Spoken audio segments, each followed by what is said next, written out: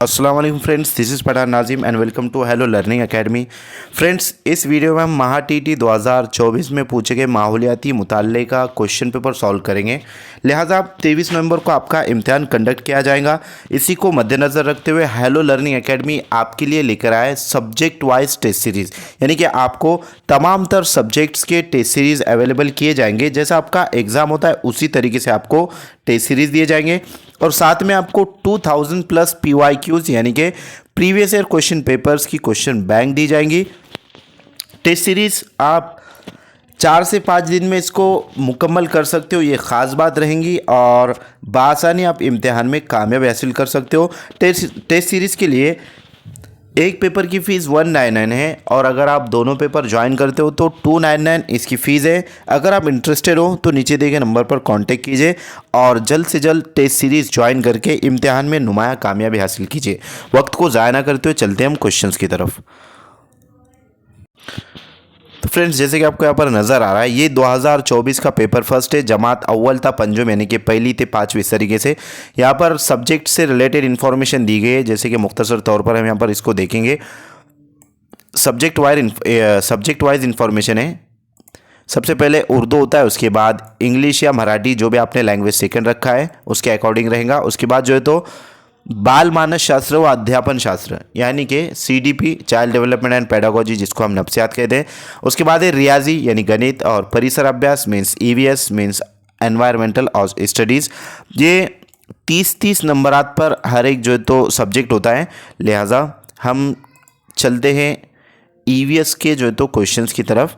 और दूसरी एक बात ये कि बहुत सारे स्टूडेंट्स का कहना है ये कि पेपर कौन से लैंग्वेज में रहेगा। हमने फर्स्ट लैंग्वेज उर्दू रखा है और सेकंड लैंग्वेज इंग्लिश या मराठी। तो फ्रेंड्स, पहली जो आपकी लैंग्वेज है उर्दू है तो पेपर उर्दू में ही रहेगा, बट सेकंड लैंग्वेज जो आपकी इंग्लिश या मराठी वो उस लैंग्वेज में रहेगा। और बकिया जो 3 सब्जेक्ट हैं यानी कि CDP, EVS और मैथ्स, ये बाइलिंगुअल रहेंगे, यानी कि दोनों जो है तो लैंग्वेजेस में रहेंगे। जैसे कि इन्वायरमेंटल स्टडीज़ आपको नज़र आ रहा है यहाँ पर 21 से स्टार्ट हो रहा है और उसी के बाद में उसके सामने वाला जो पेज रहेगा वो भी 21 से स्टार्ट रहेगा और इंग्लिश में भी जो है तो वो आपको अवेलेबल होगा। लिहाजा और एक क्वेश्चन ये आया था कि सर इंग्लिश में भी करना होगा क्या, तो वो आपको इसी का ट्रांसलेट दिया गया है, यानी कि इंग्लिश में भी वही क्वेश्चन है जो उर्दू में है। लिहाजा आपको उर्दू का ही करना है, बट अगर से कोई यानी कि स्पेलिंग मिस्टेक्स है, जैसे कि उर्दू में अक्सर जो तो गलतियां हो जाती है बाय मिस्टेक, तो वो इंग्लिश में उसको चेक करना है कि सही है, क्या सही है और क्या गलत। तो क्वेश्चन नंबर 21 है 121, मराठी ज़बान का पहला अखबार कौन सा है? मराठी ज़बान का पहला अखबार कौन सा है? Number 1 Prabhakar, number 2 Gyanodaya, number 3 Darpan और नंबर 4 इंदु प्रकाश। तो फ्रेंड्स, मराठी का पहला जो अखबार है लिहाजा वो दर्पण है। ऑप्शन नंबर 3 राइट आंसर रहेगा। नेक्स्ट क्वेश्चन की तरफ चलते हैं हम। अगला सवाल है कि मुख्तलिफ मज़ाहिब के मुताबिक दर्ज झेल मुतबादिल में से गैर मुतल्लिका जुज़ कौन सा है? नंबर 1 अग्यारी, नंबर 2 अविस्ता, नंबर 3 सनेगाग और नंबर 4 विहार। तो फ्रेंड्स, इस क्वेश्चन का सही जवाब रहेगा ऑप्शन नंबर 2 अविस्ता, ये गैर मुतल्लिका जुज़ है। नेक्स्ट क्वेश्चन है कोकन में दशावतारी ड्रामों की खुसूसियात दर्ज झेल मुतबादिल में से कौन सी है? दशावतार मीन्स 10 अवतार वाला, 10 जो है तो रूप वाला, जिसको दशावतार कहते हैं, ये मराठी ज़बान का लफ्ज़ है। लिहाजा नंबर 1 है तजुर्बाती ड्रामा की किस्म, नंबर 2 ड्रामा का बेशतर हिस्सा नसरी होता है, नंबर 3 ड्रामा में किरदारों की अदाकारी, उनका मेकअप और पोशाक रिवायती तर्ज के होते हैं, और नंबर 4 ड्रामे में किरदार की अदाकारी, उनका मेकअप और पोशाक जदीद तर्ज के होते हैं। तो फ्रेंड्स, दशावतार जो ड्रामा है कोकन में खुसूसी तौर पर जो तो होता है, लिहाजा उसकी खुसूसियत ये है कि उसका जो ड्रामे के किरदार रहेंगे, अदाकारी रहेंगे और मेकअप रहेगा, पोशाक मीन्स पहरावा जो रहेगा यानी कि कपड़े, लिहाजा वो रिवायती तर्ज के रहेंगे, यानी कि उस वक्त जो दशावतारी में जो कपड़े इस्तेमाल हुए थे तो रिवायती तर्ज के रहेंगे। ऑप्शन नंबर थर्ड सही जवाब रहेगा। नेक्स्ट क्वेश्चन है, शिवाजी महाराज ने रायरी किले को डैश डैश और तोरना किले को डैश डैश नाम दिए। तो फ्रेंड्स शिवाजी महाराज से रिलेटेड क्वेश्चन पूछा गया है। नंबर 1 है राजगढ़ प्रचंडगढ़, नंबर 2 है रायगढ़ तोरनाई, नंबर 3 है रायगढ़ प्रचंडगढ़ और नंबर 4 है रायरेश्वर और पावनगढ़। तो फ्रेंड्स शिवाजी महाराज ने रायरी किले को लिहाजा रायगढ़ और प्रचंडगढ़ इस तरीके से नाम दिया। ऑप्शन नंबर थर्ड सही जवाब रहेगा। ऑप्शन नंबर 3 के रायगढ़ और प्रचंडगढ़। नेक्स्ट क्वेश्चन की तरफ चलते, अगला सवाल है,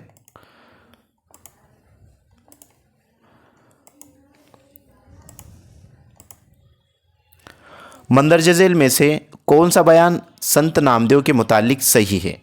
संत नामदेव यानी कि संतों की तालीमात जो है उससे रिलेटेड क्वेश्चन पूछा गया है और ये फिक्स्ड क्वेश्चन होते हैं, इन पर मबनी क्वेश्चन पूछे ही जाते हैं। तो आपको ये वाले जो टॉपिक है वो अच्छे से कर लेना है। लिहाजा जमात चाहरुम की जो बुक है उसका सेकेंड पार्ट और जमात 7th स्टैंडर्ड की जो बुक है तारीख की, उसमें ये तमाम चीज़ें जो है तो संतों की तालीमात और शिवाजी महाराज से रिलेटेड इन्फॉर्मेशन दी गई है।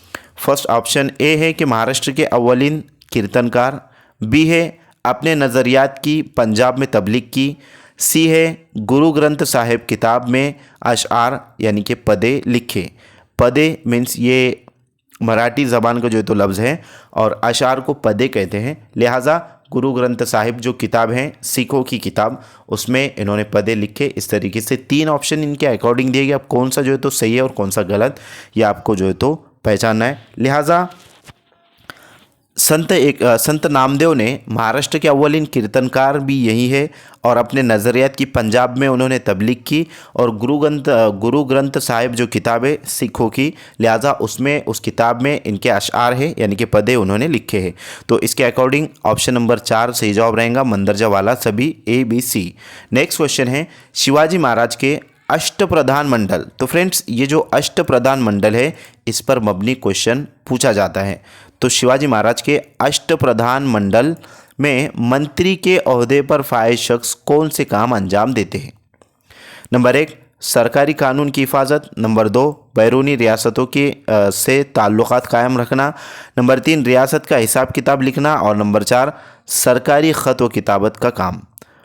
तो फ्रेंड्स जो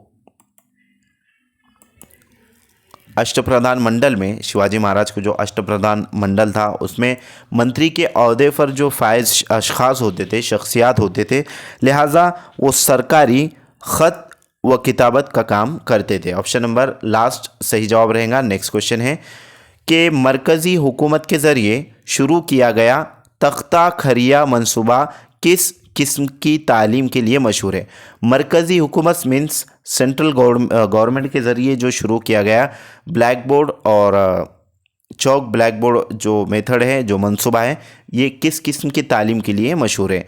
number 1 open university, number 2 Sanvi और आला सानवी तालीम, नंबर 3 इब्तदाई तालीम और नंबर 4 प्राइमरी तालीम। तो फ्रेंड्स ये इब्तदाई तालीम के लिए मंसूबा तख्ता खरिया मंसूबा जो है तो इब्तदाई तालीम के लिए मशहूर है। ऑप्शन नंबर 3 राइट आंसर रहेगा। नेक्स्ट क्वेश्चन की तरफ चलते हैं, अगला सवाल है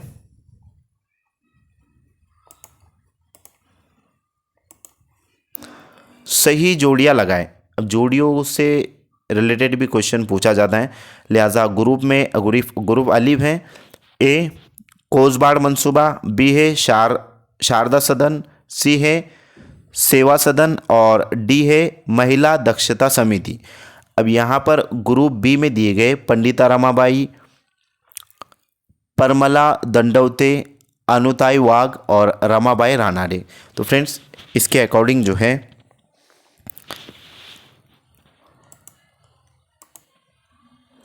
जो कोसबाड़ मंसूबा है इसके बानी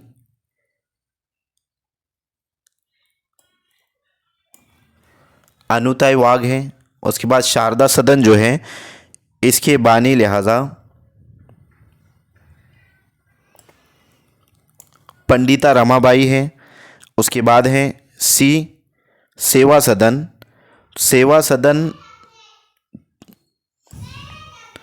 रमाबाई रानाडे जो तो इसके बानी है। और उसके बाद ये महिला दक्षता समिति, ये जो है तो परमला दंडौते, इस तरीके से है। लिहाजा इसके अकॉर्डिंग आपका ऑप्शन नंबर 3 सही जवाब रहेगा। नेक्स्ट क्वेश्चन की तरफ हम चलते हैं। अगला सवाल है कि ग्राम पंचायत के रुकन के तौर पर मुंतखब होने के लिए कितने साल उम्र मुकम्मल करनी होगी। ग्राम पंचायत का रुकन होने के लिए रुकन के तौर पर मुंतखब होने के लिए कितने साल उम्र मुकम्मल करनी होगी, यानी कि कितने साल जो है तो उम्र मुकम्मल होना चाहिए। तो फ्रेंड्स 21 साल जो है तो उम्र मुकम्मल होनी चाहिए। ऑप्शन नंबर 2 राइट आंसर रहेगा। नेक्स्ट क्वेश्चन की तरफ हम बढ़ते हैं। अगला सवाल है लोकसभा डैश डैश ऐवान है, तो लोकसभा कौन सा ऐवान है। नंबर 1 आला, नंबर 2 ज़ेरी, नंबर 3 सालवी। तो फ्रेंड्स यहाँ पर सानवी इस तरीके से, बट यहाँ पर मिस्टेक हुआ है। और नंबर 4 है मुस्तकिल। तो फ्रेंड्स लोकसभा जो है लिहाजा वो ज़ेरी ऐवान है। ऑप्शन नंबर 2 सही जवाब रहेगा। नेक्स्ट क्वेश्चन है बर्री फौज, जनरल, हवाई फौज डैश डैश क्वेश्चन मार्क, यानी कि बर्री फौज का जो हेड होता है वो जनरल, उसको जनरल कहते हैं। और हवाई फौज का जो हेड होगा उसको क्या कहेंगे। तो फ्रेंड्स उसको एयर चीफ मार्शल कहते हैं। ऑप्शन नंबर लास्ट सही जवाब रहेगा। एयर चीफ मार्शल जो है तो हवाई फौज का जो हेड होता है उसको कहते हैं। नेक्स्ट क्वेश्चन है भारत के सदर जमहूरिया का इंतखाब करते वक्त बराह रास्त इंतखाब में झेल में से किस मजलिस के अराकीन की शमूलियत होती है। Number 1 Lok Sabha, number A Lok Sabha, B Rajya Sabha, C Vidhan Sabha. तो फ्रेंड्स भारत के सदर जमहूरिया का जब इंतखाब होता है तो उस वक्त लिहाजा मजलिस के अराकीन की जो शमूलियत होंगी, लिहाजा वो तमाम तर मजालिस के अराकीन की शमूलियत होंगी, यानी कि ऑप्शन नंबर ए, बी और सी तीनों भी जो है तो वहाँ पर मौजूद होते हैं। ऑप्शन नंबर लास्ट सही जवाब रहेगा। नेक्स्ट क्वेश्चन है तोदानुमा पहाड़ से मुतालिक कौन सा नुक्ते मुताबिकत नहीं रखता, यानी कि कौन सा पॉइंट जो है तो उससे मुतालिक नहीं है। निगेटिव टाइप का क्वेश्चन पूछा गया है। आपको क्वेश्चन भी अच्छे से समझना है कि पूछ क्या रहा है। नंबर ए है उसका तोदानुमा पहाड़ की ऊपरी सतह नुकीली होती है। नंबर 2 है तोदानुमा पहाड़ की नशीब तेज़ होती है। नंबर 3 है तोदानुमा पहाड़ का दरमियानी हिस्सा ऊपर उड़ जाता है तो वो तोदे की तरह दिखाई देता है। और नंबर 4 तोदानुमा पहाड़ पर इब्तदाई ज़माने में चोटियाँ नहीं होती। तो फ्रेंड्स इस क्वेश्चन का करेक्ट आंसर रहेगा ऑप्शन नंबर 1 कि तोदानुमा पहाड़ की ऊपरी सतह नुकीली होती है, तो जबकि तोदानुमा पहाड़ जो होता है उसकी ऊपरी सतह नुकीली नहीं होती है। और बकिया जो 3 ऑप्शन है 2nd, 3rd और लास्ट, तो ये तोदानुमा पहाड़ से मुतालिक है और ये वाला ऑप्शन उससे मुतालिक नहीं है, उससे मुताबिकत नहीं रखता। इस वास्ते आपका फर्स्ट ऑप्शन राइट आंसर रहेगा। नेक्स्ट क्वेश्चन है आलमी तयन मकाम का निज़ाम GPS ग्लोबल पोजीशनिंग सिस्टम इस कंप्यूटर के नक्शे कंप्यूटराइज्ड मैपिंग के तरीके में बुनियादी तौर पर किसका इस्तेमाल किया जाता है। नंबर 1 रेडियो लहरें, नंबर 2 कंप्यूटर कोडिंग, नंबर 3 मकानी अलामत और नंबर 4 तुलुल बलद और अर्जुल बलद। तो फ्रेंड्स इसमें तुलुल बलद और अर्जुल बलद का इस्तेमाल किया जाता है। Option number last right answer रहेगा। जोग्राफिकल क्वेश्चन पूछा गया है। नेक्स्ट क्वेश्चन है सर्द इलाकों में बर्फ़ डैश डैश नहीं होती।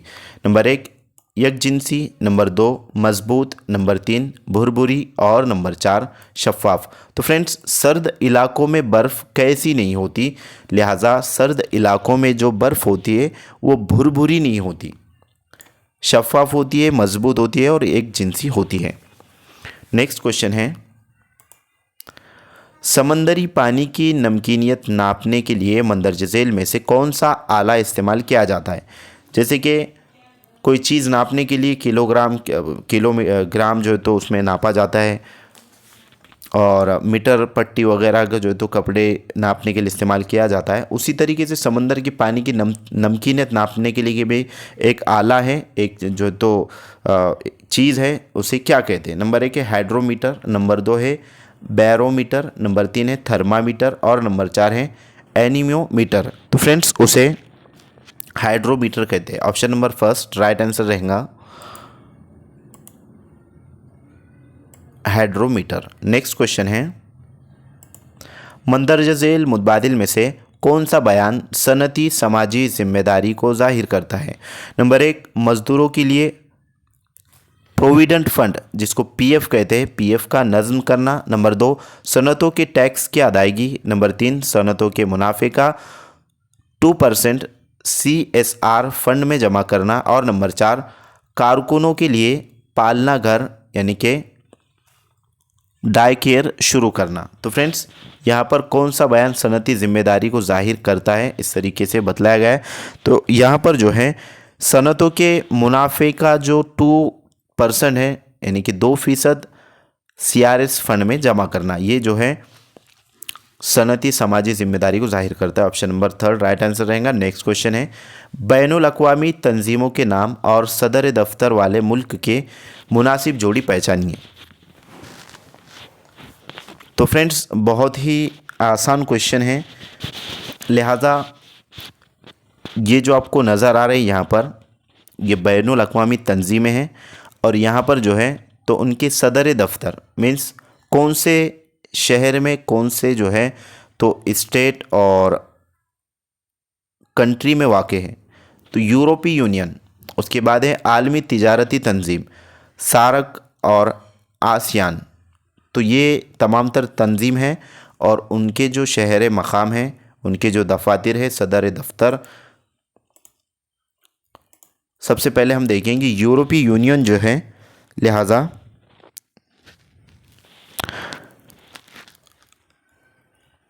बैनुल अक़वामी तंजीमों के नाम और सदर दफ्तर वाले मुल्क की मुनासिब जोड़ी। तो फ्रेंड्स यहाँ पर मुनासिब जोड़ी पूछा है, लिहाजा यहाँ पर जो मुनासिब जोड़ी रहेंगी वो रहेंगी आलमी तिजारती तंजीम जो है तो इसकी जो जोड़ी रहेंगी वो रहेंगी जेनुआ में वाक़े हैं। मुनासिब जोड़ी पूछा है, ना कि जोड़ियाँ लगाओ, इस तरीके से क्वेश्चन नहीं है। बस आपको जो है तो ये जोड़ी लगाना है, उसके बाद है। तो फ्रेंड्स ये जो आपको बैनुल अक़वामी तंजीमें और उसके सदर दफ्तर जो है ये यूट्यूब पर अवेलेबल किया गया है, आप पोस्ट में जा कर के चेक कर सकते हो यूट्यूब चैनल पर। उसके बाद है 139 नंबर का सवाल है कि मखसूस ज़रूरतें रखने वाले लड़के लड़कियों के लिए तालीम हासिल करने की ज़्यादा से ज़्यादा उम्र की क्या शराइत है?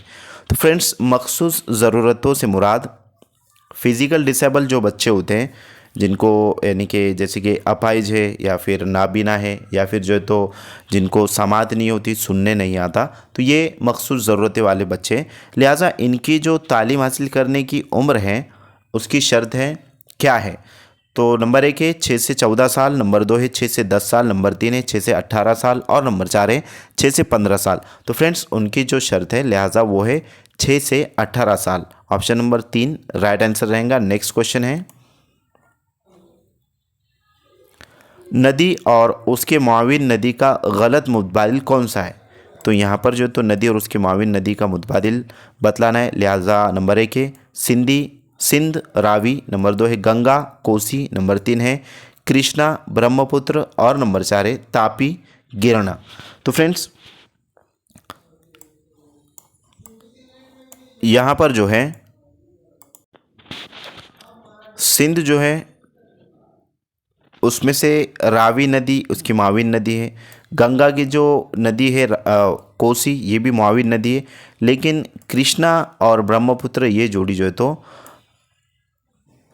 मुनासिब नहीं है, ये मुआविन नदी इसकी जो तो नहीं है और ये गलत मुतबादिल है, लिहाजा ऑप्शन नंबर 3 राइट आंसर रहेगा। नेक्स्ट क्वेश्चन है, मंगलयान भारत का अहम मंसूबा किस नाम से मशहूर है?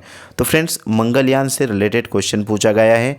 नंबर 1 है MOM, नंबर 2 है मार्स, नंबर 3 है ऑर्बिट मिशन और नंबर 4 है मंगल स्पेस यान। तो लिहाजा इसका जो राइट आंसर है ऑप्शन नंबर फर्स्ट है मॉम, यानी कि मार्स ऑर्बिट मिशन। इस तरीके से मिशन है। मंगलयान भारत का अहम मनसूबा इस नाम से जो है तो मशहूर है। और ये जमात पंजुम का माहौलियाती मुताले की जो बुक है उसमें फर्स्ट सबक में ही जो है तो पहले ही सबक में उसके बारे में दिया गया है। नेक्स्ट क्वेश्चन है,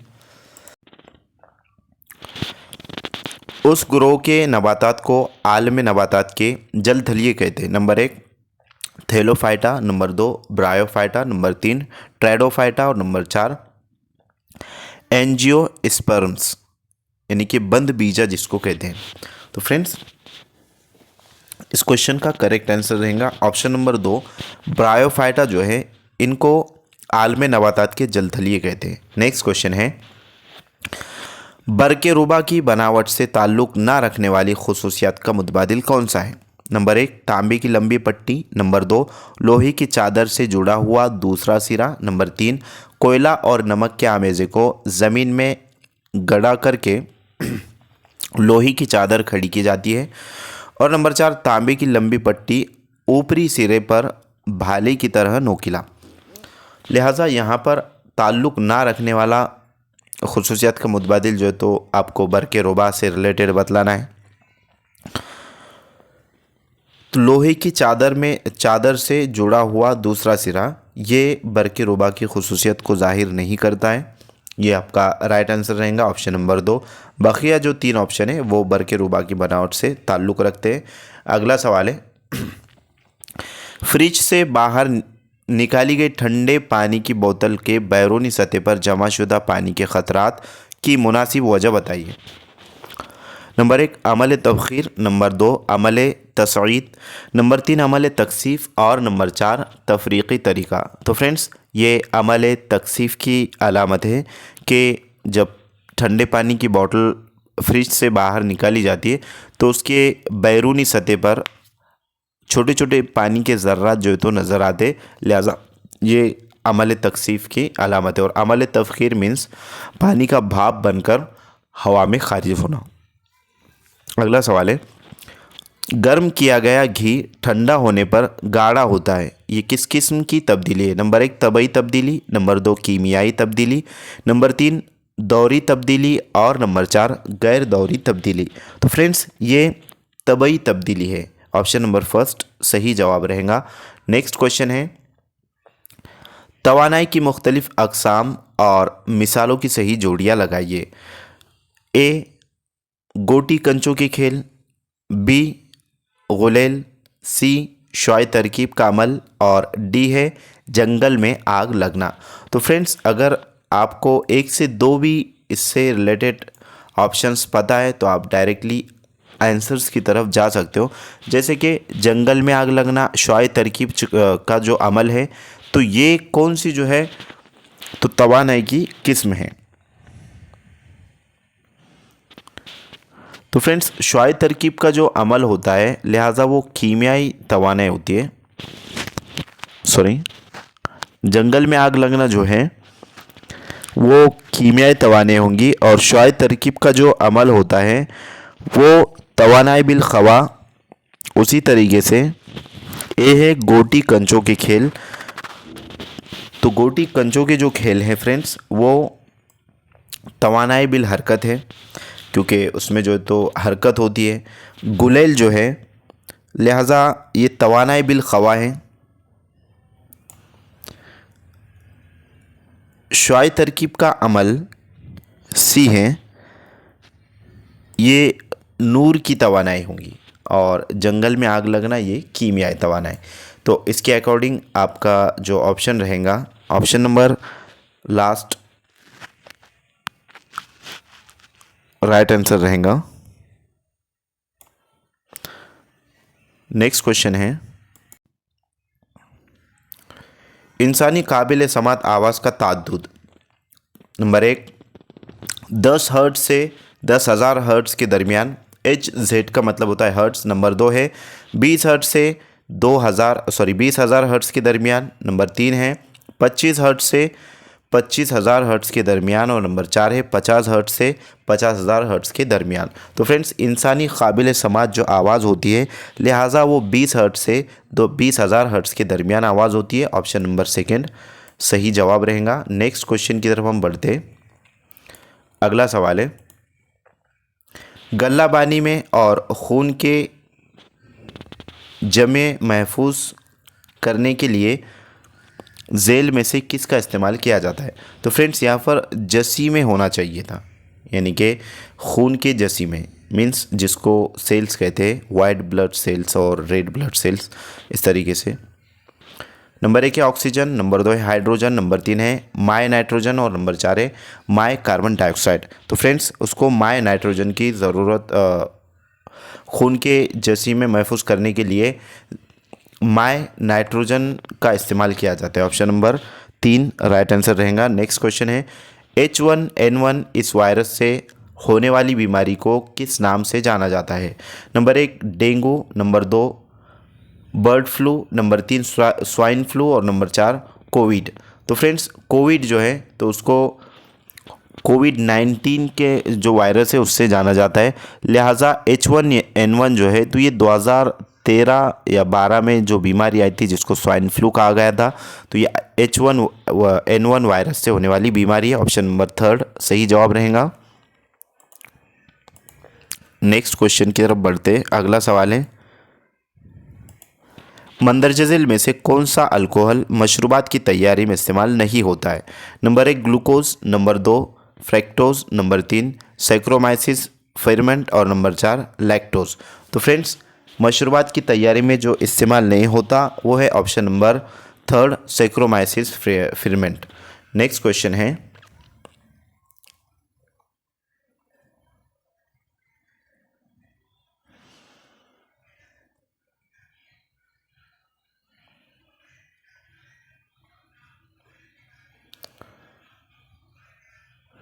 तो फ्रेंड्स यहाँ पर जो है क्वेश्चन का इख्तिताम हो चुका है। 150 सवालात हो चुके हैं यहाँ पर जो, तो इंग्लिश में भी आपको दिया गया है और यहाँ रफ़ वर्क के लिए लास्ट में पेज दिया जाता है, इसमें आप मैथ्स वगैरह का सॉल्व कर सकते हो। तो मैं उम्मीद करता हूँ कि आपको तमाम तर क्वेश्चन अच्छे से समझ में आए होंगे।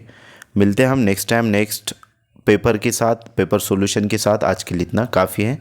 Thank you for watching and listening my video. Thank you very much Indeed for your cooperation and have a nice day.